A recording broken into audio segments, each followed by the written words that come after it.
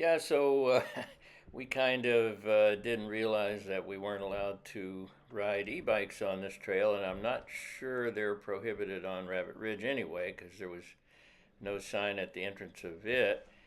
And we actually parked on the right side of the bathrooms and found out later that the sign, the no e-bike sign, is on the other side, and we just went down the little hill there and hopped on the connector trail and out to Rabbit Ridge. So we didn't see the sign, but anyway, we were bad boys and rode it on an e-bike or e-bikes. But so let me tell you a little bit about the situation with the Forest Service.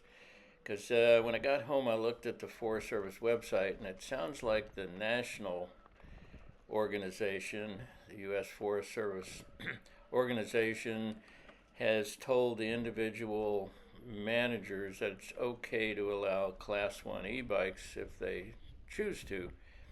And some of them have apparently, and BLM and a lot of other, almost all of the privately owned and city-owned trails are now allowing Class 1 e-bikes.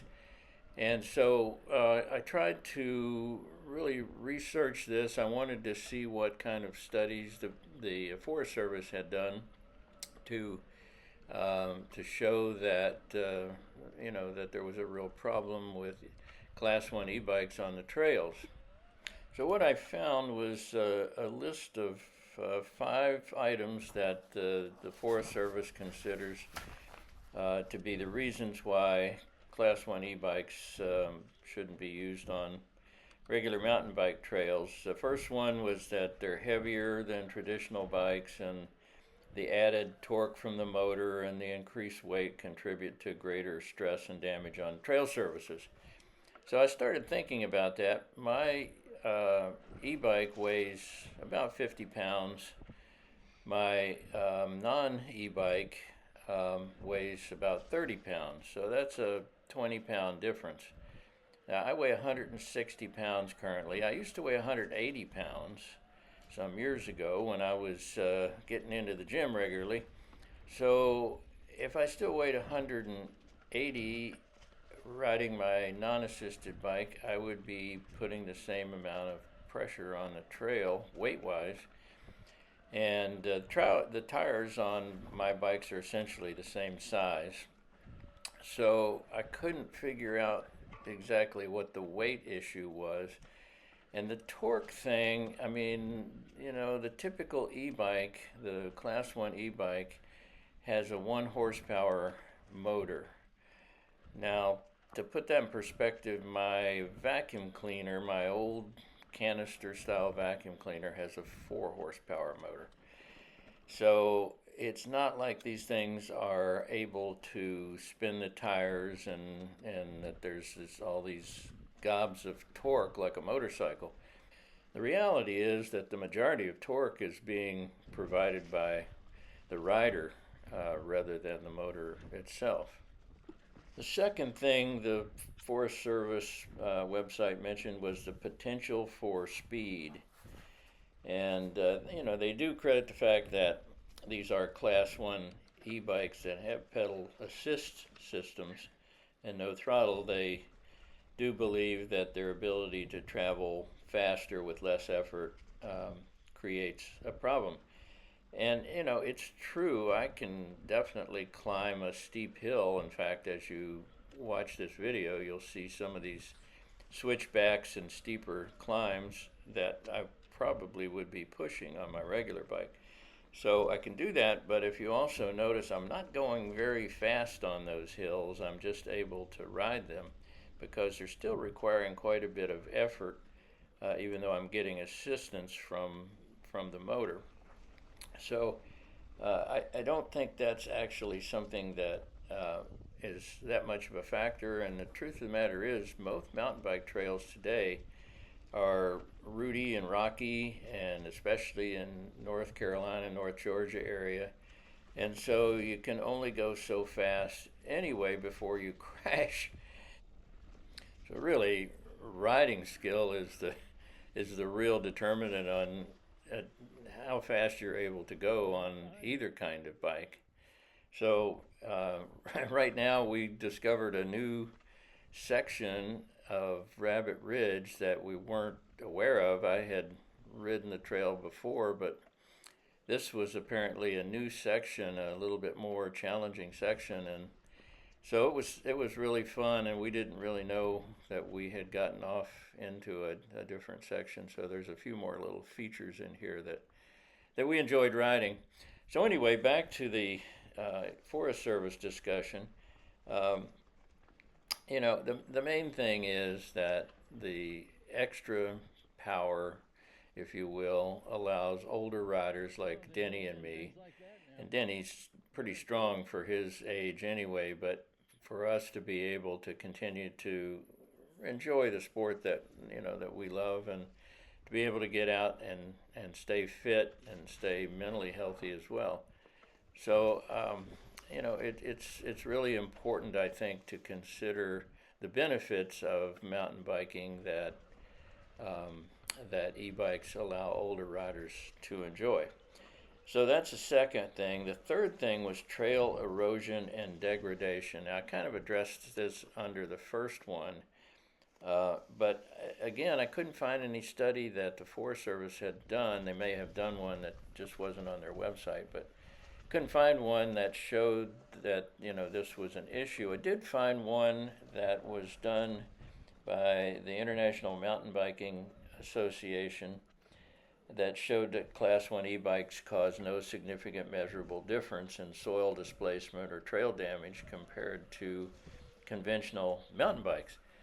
So that was the only study that I could find that really referred to the effect e-bikes have on the trail conditions. So I don't really think that this has been studied properly, and I would encourage the Forest Service, if anybody from the Forest Service watches this, to do a study and to consider this video. And I mean, we're obviously not damaging the trail. We're not sliding around the turns and things like that, and frankly, my e-bike doesn't handle quite as well as my non-assisted bike. So there are probably things that I don't do on my e-bike that I could capably do on my non-assisted bike in terms of, going around turns faster and so forth. And I guess before the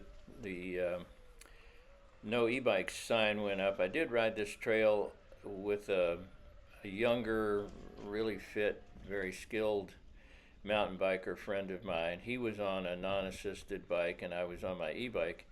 And I could definitely drop him a little bit on the steeper climbs, but he would lose me in a heartbeat on the downhills because he was just a more skilled rider than I was. And I'm a very experienced rider, but he was a really good rider, and he would be gone.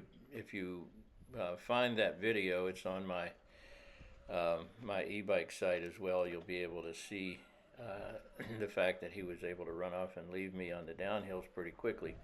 So anyway, I just don't think the erosion and degradation issue is well founded. I don't think it's been studied properly, and I would encourage the Forest Service to take a closer look at that, especially the trails in North Carolina, North Georgia. Most of them, if they're not constructed like Rabbit Ridge, they're at least pretty darn rocky and rooty, so it's pretty hard to do damage to them with any kind of bike. The fourth item that they mentioned was safety concerns. And I guess they're concerned that faster, heavier bikes that are also used by hikers and traditional cyclists can increase the risk of collisions and injuries. Well, I did some research on this too, and I could not find a single report where an e-bike had struck a pedestrian, a hiker, or another bike for that matter. I've been riding for about 40 years, hate to admit that, but I have, and I've had one collision with another bike, and I was riding a non-assisted bike at the time. It was many years ago, and we both happened to get to a point in the trail where it was blind from both directions, and we just ran into each other. And that was the only time that I've ever had any sort of an accident on the trail. Talked to my buddies, I know quite a few riders. None of them have ever had an incident where they've hit a pedestrian, a hiker, or have had a collision with another bike, especially a non-assisted bike. I mean, we do have close calls on trails that allow both directions at once, but Jackrabbit, for example, or at least Rabbit Ridge, has the direction change every other day, so you never have the concern about running into a rider going the other way. It's a great way to design a trail, and I really appreciate that in systems that we ride that do control the direction every other day. So anyway, I don't really think it's that much of a problem. I ride trails in Florida, Georgia, Tennessee, North Carolina, Indiana. I've ridden, and then of course a lot of trails in Colorado and Utah. And so I've seen a lot of trails. I've seen a lot of riding situations, and I just haven't been aware of the accidents that the Forest Service is concerned about. I'm sure it can happen, and that would be a shame, but I don't think it's a situation that's such a worry that it should affect the decision to completely eliminate a style of mountain bike. And then the last thing that they mentioned was wildlife impact, that the presence of motorized vehicles, including e-bikes, can disrupt wildlife and disturb sensitive ecosystems. Well, yeah, I mean, at this point, they kind of lump e-bikes in with motorized vehicles. And my home trail in Florida is loaded with critters. I mean, we have lots and lots of deer. There's all kinds of other wildlife. And I ride those trails on both my e-bike and my non-assisted bike. And I've never noticed any difference in terms of how the deer especially react to the riders. I mean, they are pretty much used to riders. It's a commonly used trail. And so, they'll scamper away when you get pretty close, but they're obviously not concerned about the riders. And it simply makes no difference whether you're on a e-bike or a non-assisted bike. The motor on an e-bike does make a little noise, but it's very slight, and a lot of rear axles on mountain bikes make as much noise as that. So anyway, I don't see the wildlife impact being an actual issue.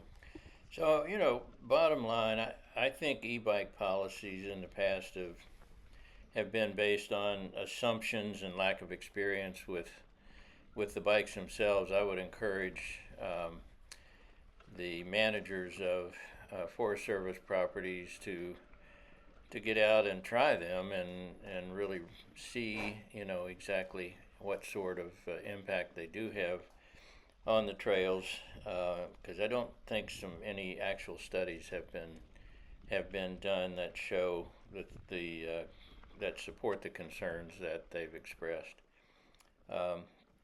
And the fact of the matter is, the young yahoos that are going to ride too fast and scare hikers and wildlife and all that, they don't really buy the e-bikes. If you look at the demographics for e-bike purchases, it's, older riders, not maybe as old as me, but I can at least still get out there and crank it. So, and I can fortunately afford to own one. But the young guys are not interested in it. In fact, they often disdain the need for an e-bike because they're fit enough to ride without one. So, that's a consideration. I don't think the added 20 pounds is a valid concern, because just the difference in rider weight can account for 20 pounds. I mean, my pack typically weighs 8 to 10 pounds. So anyway, that's another consideration. And e-bikes are just as quiet as regular bikes. They actually have better brakes in most cases than regular bikes, so they stop just as fast. And they're expensive, as I say, so they typically tend not to be purchased by young folks. And probably the most important thing is that the advent of e-bikes has opened access to a sport, one that I've enjoyed for many years, that's proven to provide amazing physical and especially mental health benefits for older riders.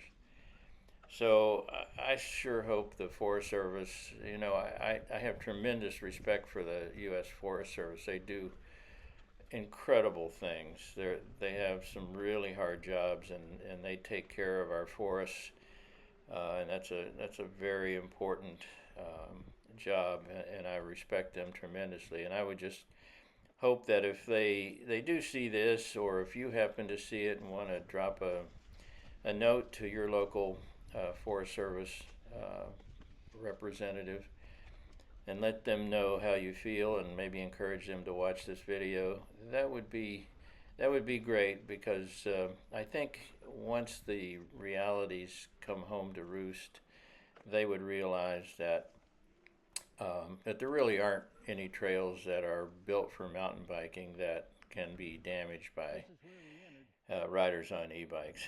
So with that, I will stop my rant, and hope you enjoy watching the video, and we'll see you on the trail.